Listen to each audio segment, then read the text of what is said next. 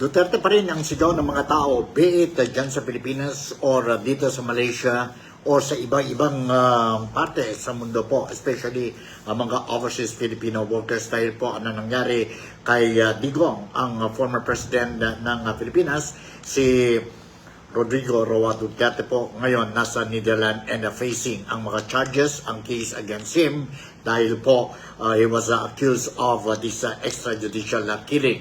Ang mga killings happened during his time as President of the Philippines from 2016 hanggang 2021 po. Yon ang sigaw ng mga tao dito po sa Malaysia at saka dyan po sa Pilipinas. But before we will touch on the issue of sabihin natin ang ICC events or mga stories regarding si Digong, the former president of the Philippines.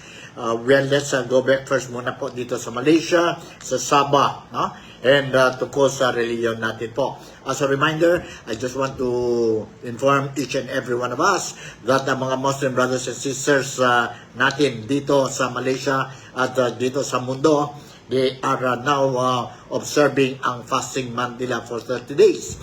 Likewise, ang mga Kristiyano din, Roman Catholic faithfuls, we are also observing, sabihin natin, itong Lenten season natin po, which started last March 5th, Ash Wednesday, and it will culminate, the 40 days fasting period ng mga Kristiyano will culminate, I think, middle of April po.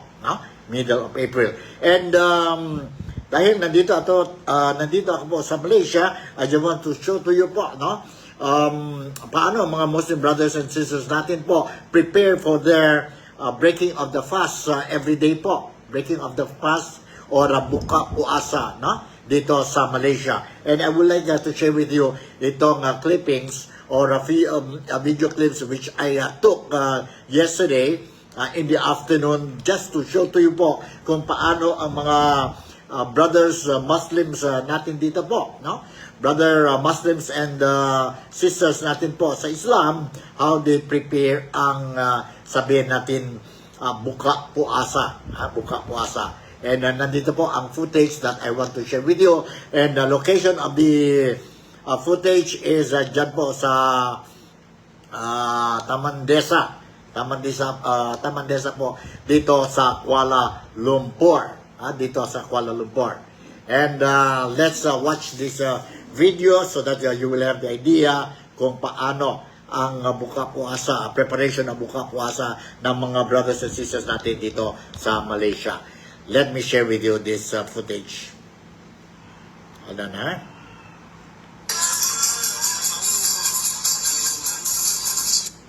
Hold on po, nandito. Let's listen and I think I'll give you a full screen muna, para klaro, mas decente. Tamandesa ito po, dito sa Kuala Lumpur, yesterday, ang Ramadan Bazaar. Ramadan Bazaar po, ang dami ito po. Everywhere in the country, you will see mga Ramadan Bazaar po. This is the place where ang mga kaibigan natin, mga believers ng Islam, they will buy food for their buka puasa or sabihin natin they will buy food para sa daily buka puasa nila. Nandito po. Let's listen to this.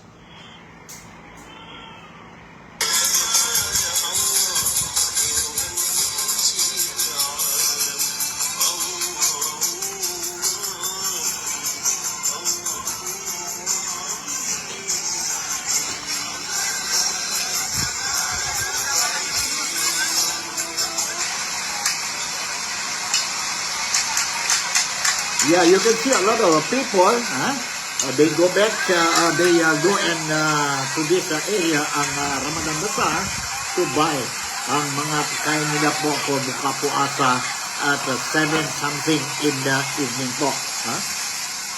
After sunrise, sunset. So, in this area, sa mga Ramadan Bazaar, you can see different kinds of food, chicken, fish, vegetables, meat, different kinds of meat, at saka mga different kinds of Malay kuy. Malay kuy. And of course, it's cheap and very, sabihin natin, exciting and merry making mood po ang mga tao po when they go down to this Ramadan Bazaar. Any part in Malaysia during fasting month po, they will be organizing itong Ramadan Bazaar. Now, all you have to do is, you can just go and buy the food there and then bring it home for you to eat during the time of breaking of the fast.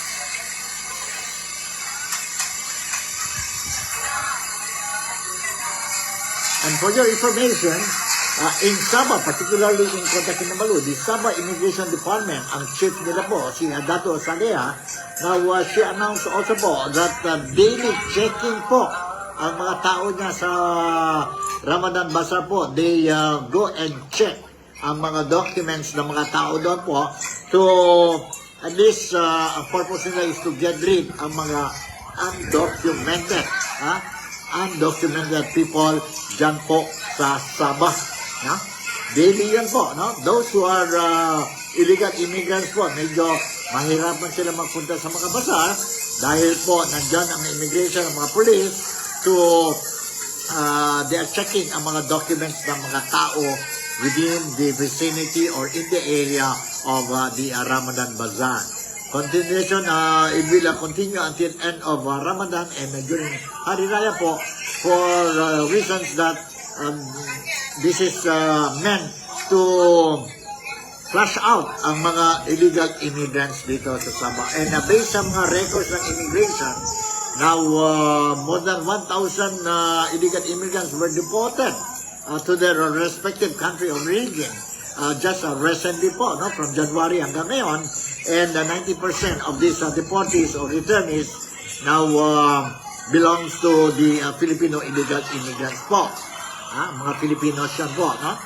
And yeah, ingat-ingat lang tayo mga Filipinos with proper documents or legally residing and working in Malaysia, but particularly in Sabah po. Make sure that when you go out, you bring your documents to avoid unnecessary inconvenience when the authorities will check your documents while you are outside the house or dyan po sa Ramadan Bazaar.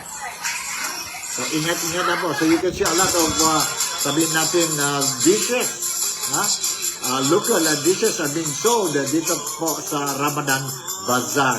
Every day ito po since the start of Ramadan Puasa, no? Early this month, and it will push through hanggang sabihin natin end of Puasa after 30 days, and then it will kick off ang celebration ng Hari Raya Idul Fitri po. So, yun po, no? Yun ang footage that I want to share with you po regarding itong Ramadan Puasa which we are observing ngayon po, at saka ang Lenten season ng mga Roman Catholic believers as well ang mga Kristiyano po, no? So sabay-sabay ngayon ang celebration Ramadan Puasa and at the same time ang Lenten season ng mga Kristiyano. Alright, let's move on to our next topic po. Now, early last night and of course early this morning, as I was monitoring itong mga news natin po tungkol si Digong or former President Rodrigo Roa Duterte dyan po sa Netherlands or sa ICC po. Now, I saw ang interview kay former Cabinet Secretary si Magaldea po, nag-interview sa kanya po dyan sa Netherlands, and apparently he was having a big question mark regarding ang whereabouts ni Digong or PRRD, no? Everybody knows that he was brought in the other day sa detention center ng ICC, but surprisingly, during the interview, sabi ni Magaldea na they are wondering kung nasaan talaga po si saan talaga si Digong po during the time of the interview. Let's listen to his statement or this interview po carried out dyan po sa Netherlands. You hold on, ha? Before we even deplain, Hold on. Nandito po ang interview sa kanya. Hi, Shaq. Ano pong nangyari kaya? Zen Hernandez po, ECS-Men. Can you tell us what happened lang po? before we even deplain, we had a meeting with the ICC. They made I requested that the former president be brought directly to a hospital because of his bad medical condition. It was almost a 24-hour flight. He just came from Hong Kong, not allowed to visit his home, not even allowed to see a doctor in a hospital before he could be transported here. Now, we made the request for a hospitalization, and they gave the assurance that he will be brought to hospital. And I asked for the name of the hospital. Up to now, they have not given us the name of the hospital. So we took the position that he could have been brought here directly, and we are told that there is no President Duterte inside the facility. We are at a loss at this time, and lokohan na ito. I think this is part of their grand plan, no? To kidnap the president, to extract the president from the Philippines, and brought a jet without known destination. I was even forced to join the plane without any valid visa coming here. Sir, can we expound lang when you said that there is no President Duterte inside? Who said? They're telling me that there is no Rodrigo R. Duterte inside this facility. You requested for a visit today and it was approved, sir, right? We have requested the ICC for a visit because they do not disclose what hospital he was brought to, and we assume that he was brought here last night after the training. That's all I can say as of the moment. Is it possible he is in a hospital somewhere? I hope he's in a hospital somewhere, but not in this facility. He is allowed, according to ICC regulations, any detainee is allowed to communicate. Has he communicated to any of them? None. Zero, sir. We don't have any opportunity. We don't know where he is right now. He doesn't have any. He doesn't even have his medicines with him. Sinakay siya sa ambulance. Binigay lang namin yung mga records sa kanya. And sabi, he will be well taken care of. Right. And we will be informed immediately of the name of the hospital. But hanggang ngayon, nakakalungkot kung ganito ginagawa nila. So, Sec, what's the next step? What are the plans? We are going back to the ICC and ask them where he is right now. Because a family member is waiting here to see him. Yes. Well, how is the Vice President? Well, she's waiting. Okay. And I would assume the President would want to see one of the members of this family. Yes. So, Sec, the Vice President wants to see him. Is there a schedule for her visit now? That's what we are arranging, but we're at a loss where he is right now. Okay. So, how about you, sir? Alis muna pa ba kayo? Alis ako dito. Pinapalabas na kami. Oh. Oh my God. Anong gusto nila gawin? Standby ako dito. Lamig-lamig. Ano po yung response nila sa inyo nung nag-request po kayo for a visit? Wala. Ayan. Wala daw, request for a visit dito. Wala daw, dito. Walang preso by the name of President. Alright. Sir, hindi yun totoo kasi. Okay, mamaya na pa. Pero sir, the embassy said that you're allowed a visit. Ano kayang pinagmumulan nun? Hindi. Ano yan? Right ng accused yan. Opo. To be, by counsel. May schedule sila Thursday, so parang definite. I don't know with them. But Right. ako, as far as my understanding of the law is, he has the right to counsel at any time. And you're acting as the official. One of the counsel, and they don't even recognize my appearance here. Okay. Nasaan po si VP Sara. I don't know who she is right now. Hindi pa po kayo nakita? Nag-usap lang kami sa telepono, pero wala pang ano, until, so, Alright. tapos na. Okay. I have an- Thank you, sir. Thank you, sir. Okay, well, thank you very much. Yan po ang interview kay Miguel Dea, dyan po sa Netherlands, dyan po sa vicinity ng detention facilities ng ICC, and accordingly, there is no such thing. He claimed, or he mentioned during the interview that some people were saying, some authorities were saying, inform him that there is no such inmate as Rodrigo Roa Duterte, the former president of the Philippines. And sabi niya, at that very moment po, they have blared kung nasaan daw po si Digong or si PRRD. No? So it is alarming kung gano'n ang sitwasyon po. Why keep a secret ang whereabouts ni PRRD? And sana lang po, everything will be made clear para mga tao din po, mga Filipinos, especially ang mga Filipinos dito po sa Pilipinas, and as well as those overseas, mga overseas Filipino workers na worried po. If you notice, a lot of supporters and majority of the Filipinos has expressed their concern about and their disappointment, their unhappiness regarding the arrest of PRRD last March 11 ba yun, no?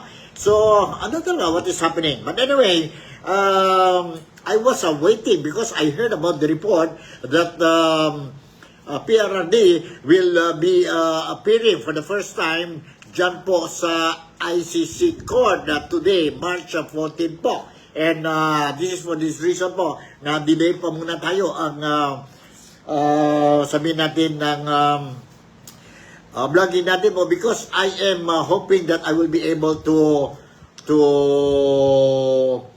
get some information regarding ang appearance ni PRRD dyan po sa korte ng ICC. So, sige, yun po. And hanggang ngayon, wala pa tayong news regarding that thing. But as soon as I will get some information po, I will make sure that you will be properly or immediately be informed regarding itong sitwasyon dyan po sa ICC. Dyan po sa ICC. And I just want to inform you po, no, based on the informations I gathered this morning, that the former President Rodrigo Roa Duterte is set to make his first appearance before the International Criminal Court's pre-trial chamber at 9 p.m. At 9 p.m.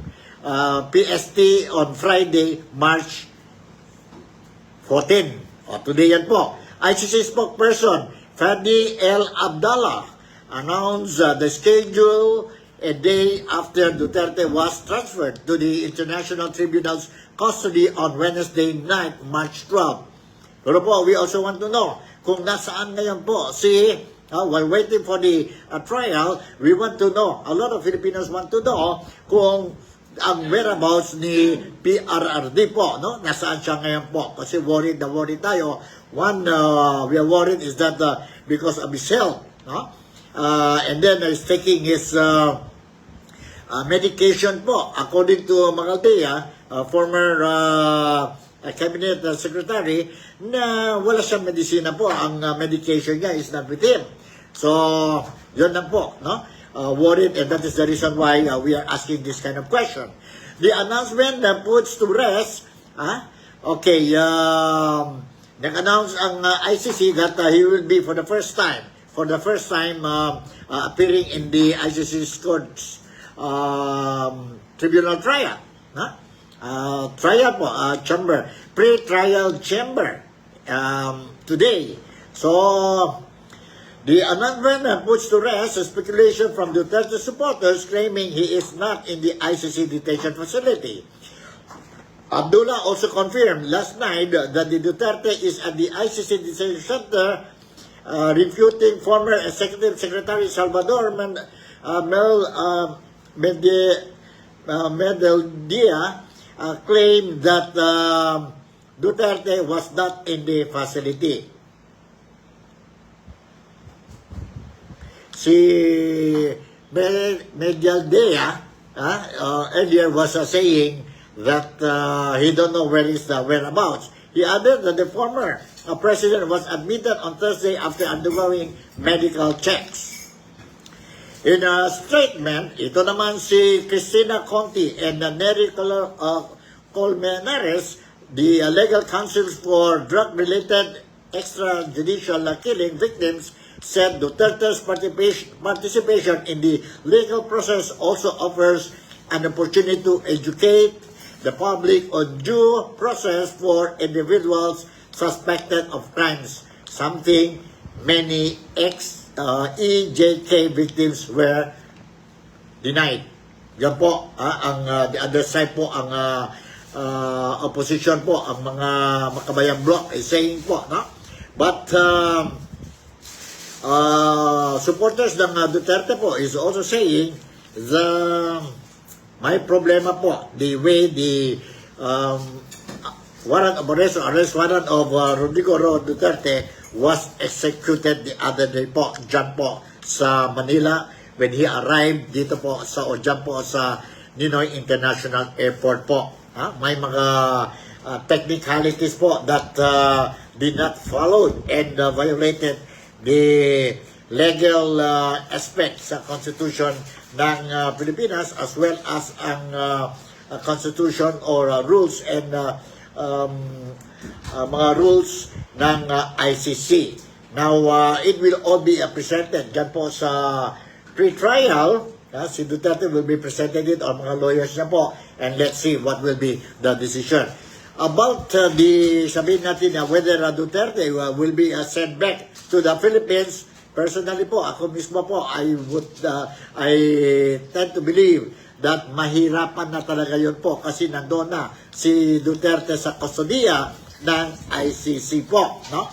But we are all hoping that at the end of the day, si Digong or PRRD will be returned back to the Philippines po, and kung ano man mga kaso mayroon siya po, no? He will face it dito sa korte ng Pilipinas, hindi sa korte ng ibang nasyon. That is our right, sovereign right natin po. We were just wondering why itong si President Bongbong Marcos, no? Although he was saying that he did not help ang ICC, the Philippines is just doing or extending assistance to the Interpol po per the request to execute ang warrant of arrest or arrest warrant kay Rodrigo Roa Duterte. But one teacher po, if the President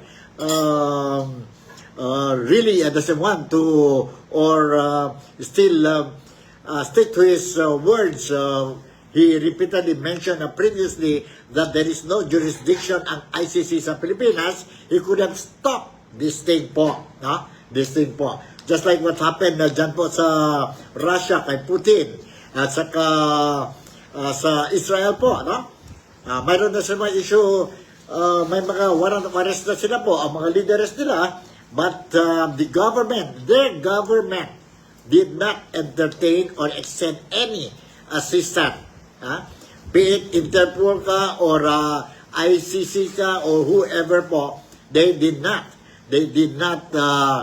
recognize this any request from this government. Sana po si Marcos will he should have rejected din po itong request po, no? Dahil sino ba mas importante, ang mga Filipino or ang ICC po, no? Yes, there is a case filed, no? But they could have filed it, ang mga biktima, they could have filed it dito po o dyan po sa Pilipinas, because our court are operational po. Yun po talaga, no? Our court are operational. But siguro po, dahil nakaplano na yan po ang kalaban ni Digong or Duterte na make sure that they will be, itong mga Duterte will be scrapped, deleted sa political scenario sa Pilipinas po. That is why they want to see si Digong also will be out from the country.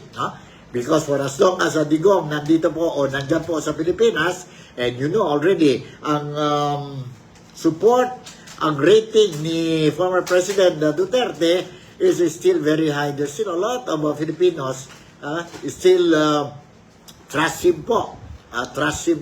The kind of leadership that he is having. And nakikita nila po, and ang mga anak ni Digong, si VP Sara, si Congressman Pulong Duterte, si Basta Duterte po, at saka mga followers ni Duterte po, nandyan po, getting stronger every day po, pagdating or paving the way for the midterm election schedule on May 12. Cannot they want? They want to remove. They want to remove si Inday Sara. Yung impeachment trial niya po. They impeach ang Congress. Decided to impeach Inday Sara Duterte. They remove ang mga spokespersons ng Duterte po. Kagaya si Atty. Harry Roque.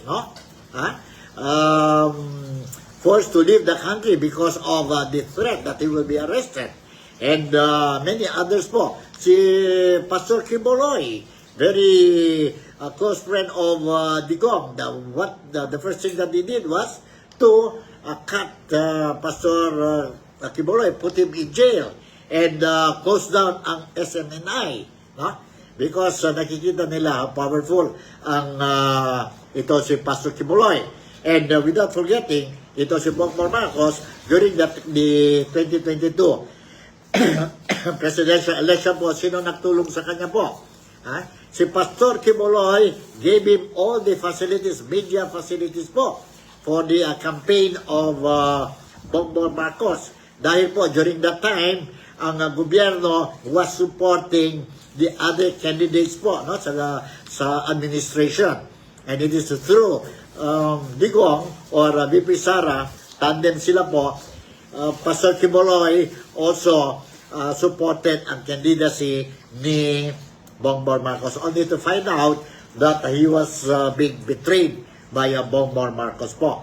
And many Filipinos are also saying that ito nga si Bongbong Marcos walang utang na loob, walang utang na loob dahil po sino ba nag-allow ang tatay niya to be buried dito po sa Manila po, It was only Digong when he became the president and stand firm to say that the father of Bongbong deserved to be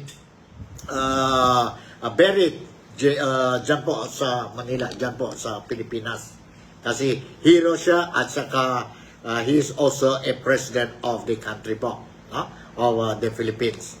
Yun lang po, baskin yun na lang sana po, nag-isip si Bongbong Marcos, and he was also given the opportunity by the Dutertes to redeem the name of the Marcoses po. Kasi nasira talaga ang pangalan ng Marcoses for more than 3 decades po dahil what happened sa People's Power. Sa People's Power way back in 1986. And sana po, this is the time already na they will redeem ang pangalan ng Marcoses. But what happened po is pangit na ngayon po, And apparently, kaya what si Digong was saying, baka si Bongbong Marcos will experience the same fate of his father, wherein he was removed from the position as a president of the country, and at the same time left the country. Pero nauna si Bongbong Marcos sa kanya, kay Digong, nagpaalis kay Digong dito o dyan po sa Pilipinas. But anyway, let's see what is, let's see what is happening dyan po sa, and hindi pa tapos ang gera or ang istorya po. Let's see kung what is the next move and what is the next hot issues po. But there is only one thing, kasi nakita ko sa mga Facebook, social media po, that watch out daw tayo po sa March 28. Ano yun, March 28? March 28 is the, if I'm not mistaken, the birthday of Digong. He will turn 80. Ngayon, it's 79. He will turn 80 po, So, watch out tayo po. Baka this is the time na I don't know, there will be a mass gathering po. I really don't know po, but ito na mga ang marites, ang mga speculations, ang mga istorya revolving dyan po sa social media po, no? And slowly po, since the time Digong was arrested dyan po sa Ninoy International Airport and brought dyan po sa Villamor Air Base po. And same evening po, nakita natin ang dami mga supporters, ang mga Filipinos po participated in a prayer rally po for PRRD. Because of the developments, he was arrested. And finally, he was brought out from the Philippines po. Nakintay na pala ang aircraft sa kanya po as early as in the morning of March 11 ba yun? March 11 ba yun? Anyway, I will show you a video clip. I will show you a video clip of what a portion of it, what transpired talaga po. Dyan po sa Villamor Air Base when Digong, ang wife niya, ang anak niya, si Medaldea, nandoon po sila sa Villamor Air Base, saka si Police General Nicolas Torre III po. Let me share you with this video clip, and kayo na bahala po maghusga. Nandito po ang video clip, and let's see. Sana yan. Ito po. Siguro full screen na lang ako sa inyo ito. Sandali. Full screen tayo. Para okay na okay ang viewing natin. Okay. Sana yan. Alright. Hold on, ha? Nandito po, ang exchange of words nila. Okay, sandali. Alright. Hold on. Dito po. Ilan ang hinuling ang araw na ito, sir? Sa iba-ibang mga krimen. Ilan ang binigyan ng ganitong... Kasi nandito kayo lahat eh. Yung isang tao, ilan ang binigyan ng ganitong mga krimen sa nasas. Tsaka po kayo namin. Just invoke Article 59. Bakit hindi yan magawa-gawa? Sabi, we have time for President of President saying,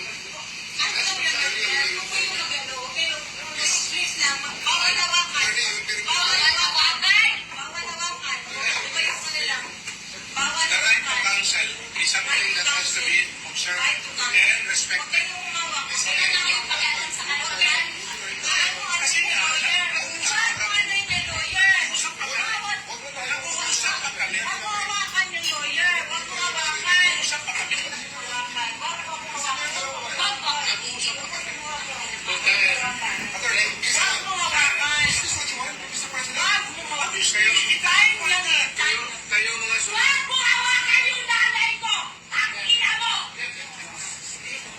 Kayo mga sundalo, tanungin ko kayo, anong kasalanan ko?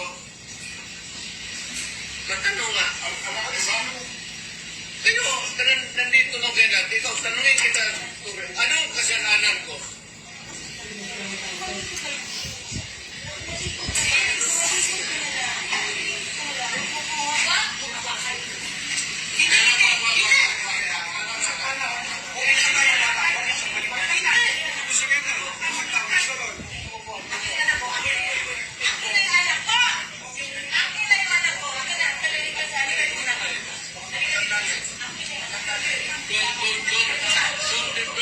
Don't do it personal.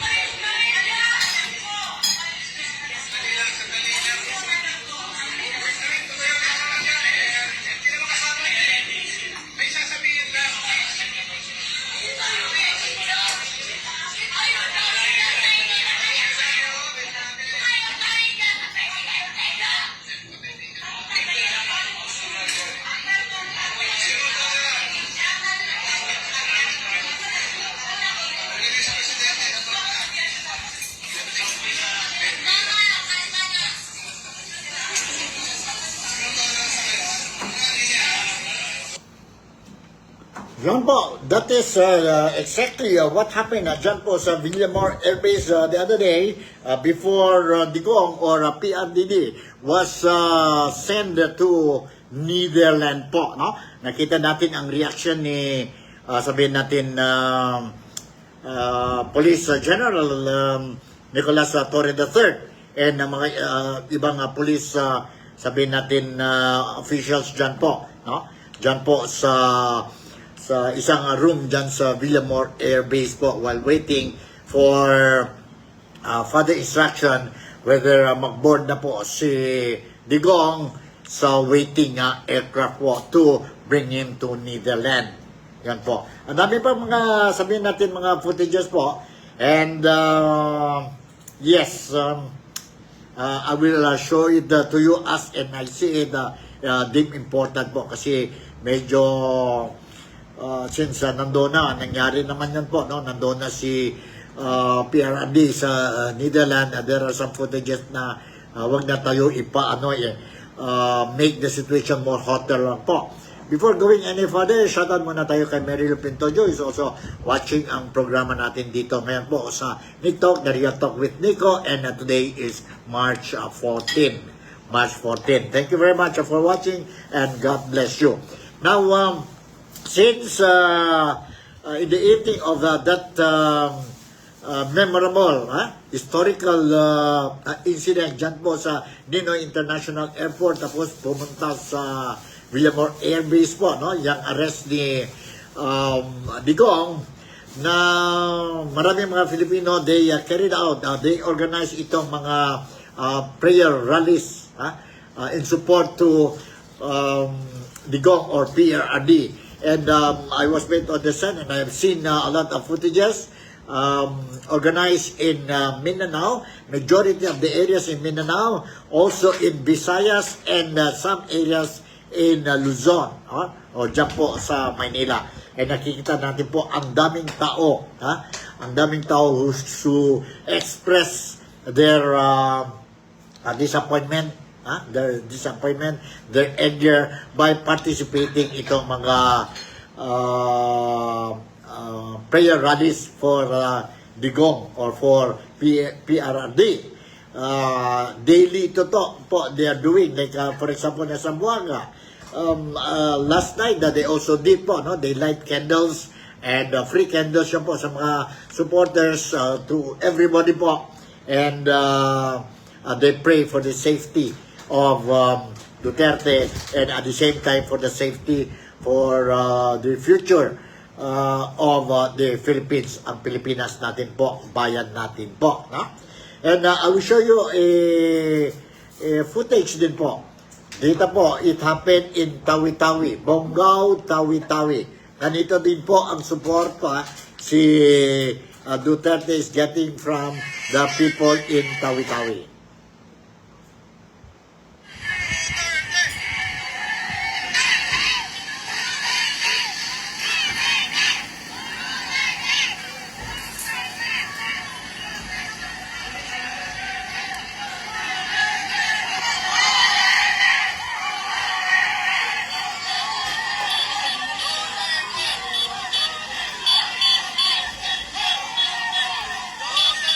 This is in Bonggao, Tawi-Tawi.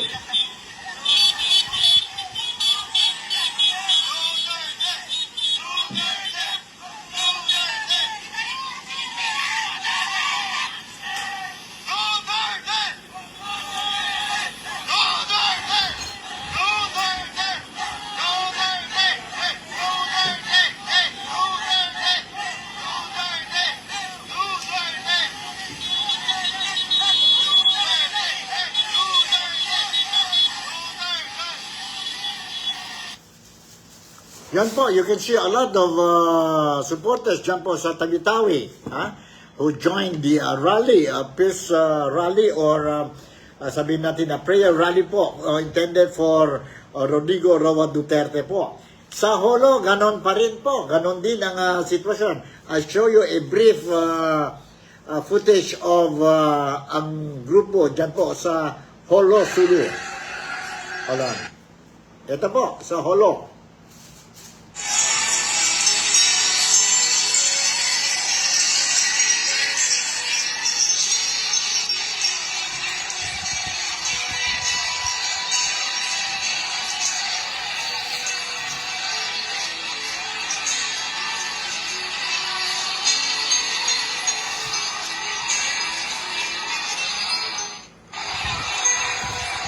So yun po, grabe po ang support eh. Diyan lang sa Holo, sa Sulu, sa Tawi-Tawi, sa Zamboanga, sa Basilan, almost all places, dyan po, sa Bukidnon, sa Cotabato, almost all places sa Mindanao po. Nandyan po ang suporta kay Digong. Kay Digong po. And they are not happy with what happened to Digong when the government or administration Marcos did nothing to stop ang trip ni Digong para sa Netherlands po. The truth is, kung ayaw talaga si Bongbong Marcos po, pwede yun po, mangyari po. But apparently, obvious na po. No? Obvious na obvious. Aha. So, when we talk about, yesterday I mentioned about the possibility na they want Duterte, si Mayor o si Digong to be out from the country dahil po, he's running for mayor sa Davao. Running for mayor sa Davao po, no? Tapos ang kalaban niya si Nograles, identified with the Romualdez, with the Marcoses po, no? And no chance yun po para manalo si Nograles. So maybe this is one of the strategies to make sure that Nograles will take over or will be the mayor of Davao. Pero medyo mahirap yun po. Sabi nga ni COMELEC Chairman George Garcia, now this is something new to them. In the event nanalo si Duterte sa May 12 election as mayor of Davao, tapos wala siya dito po. Wala siya dito sa Pilipinas. So this is something that they have to discuss pa. And kung sakali baka take over ang next in line. So kung mag-take over ang next in line po, that is Baste Duterte po.